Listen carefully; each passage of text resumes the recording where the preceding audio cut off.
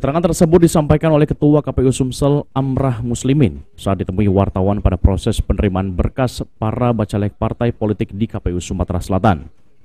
Menurut Amrah, aturan pengunduran diri bagi kepala daerah telah disampaikan kepada seluruh kepala daerah yang akan maju dan mencalonkan diri sebagai wakil rakyat pada pemilu 2024.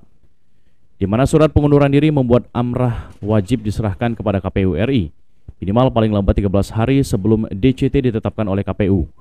Kalaupun dalam proses pendaftaran bacalek belum ada surat pengunduran diri, KPU tidak mempermasalahkan. Mundur, yang penting ketika dia mendaftar di DPR RI, misalnya silakan sampaikan soal pengunduran itu ke KPU RI. Nah, soal kapan SK-nya berhenti, syaratnya sudah jelas.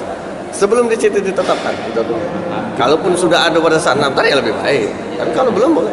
Tapi 13 hari sebelum DCT ditetapkan. Tanggal berapa DCT ditetapkan? 4 November. Hingga saat ini ada beberapa kepala daerah di Sumatera Selatan yang akan maju sebagai wakil rakyat di DPR RI pada pemilu 2024 mendatang. Di mana salah satunya ialah Bupati Oki yang juga Ketua DPW PAN Sumatera Selatan. Firman Hidayat, PAL TV.